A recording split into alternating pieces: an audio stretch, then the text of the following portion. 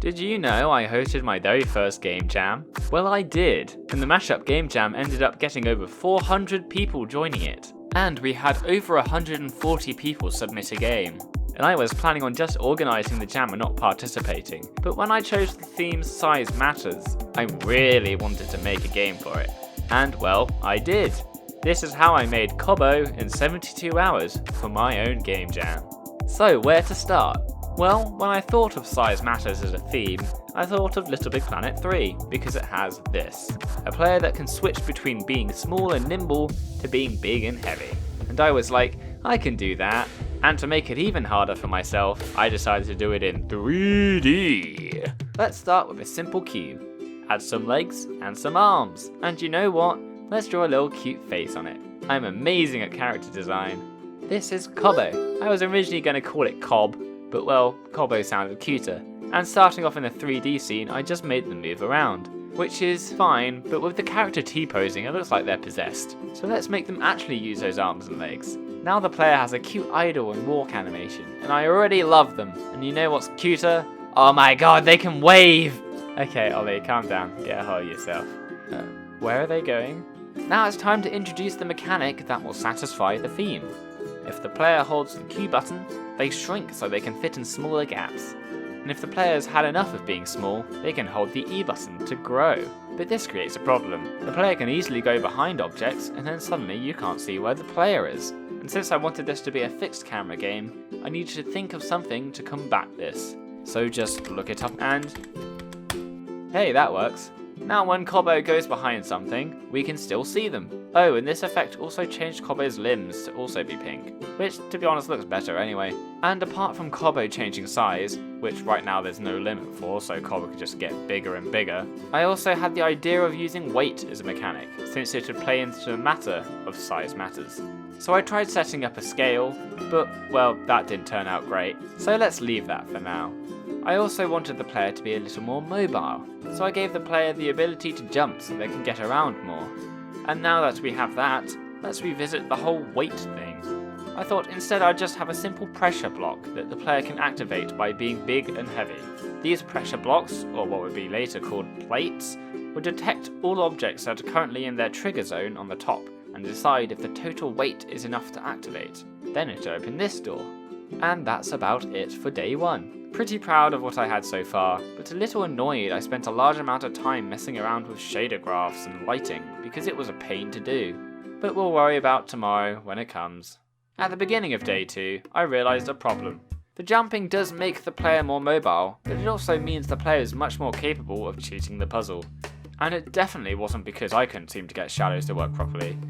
So bye bye jumping and hello ramps. I also gave the plates the option of being activated only once and then staying activated. Also, flag. Now this is where things kind of went wrong. I wanted to give the player the option to rotate the camera, but in order to do that, I needed the player to move respective to where the camera was. And well, I ran into some problems doing that. First, the player wouldn't move at all.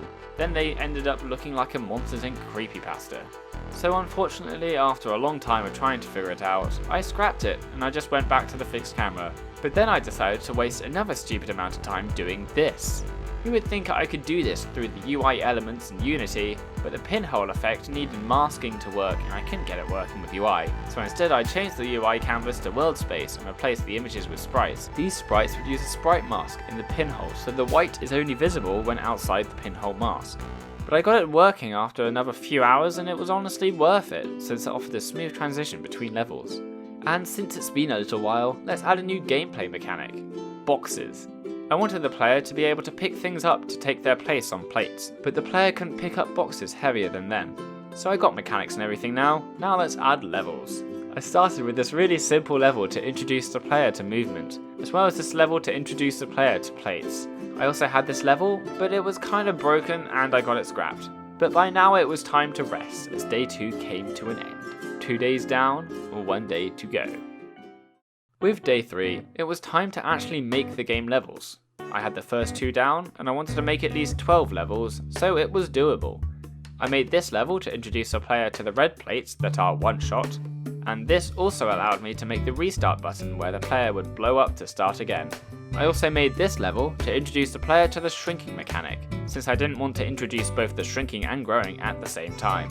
You also had this level, where you had to place small cubes on plates to then push this big block down this ramp to a big button to open this door, which ended up being a little troublesome.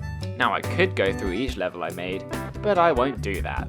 Instead, if you want to play, then go to the link in the description. But I will tell you about the last puzzle. I went a bit rogue with this one.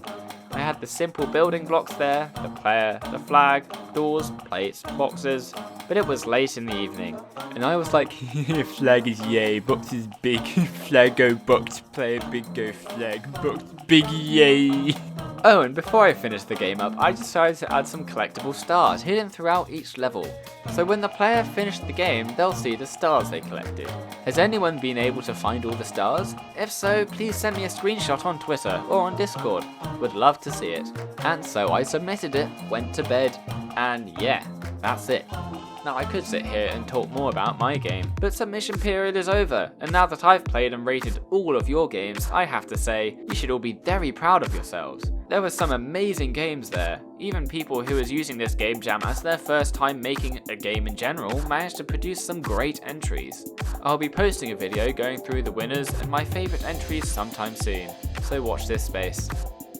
And so that's it. If you've liked this video, then please like and subscribe. This is MashUp Games, signing out.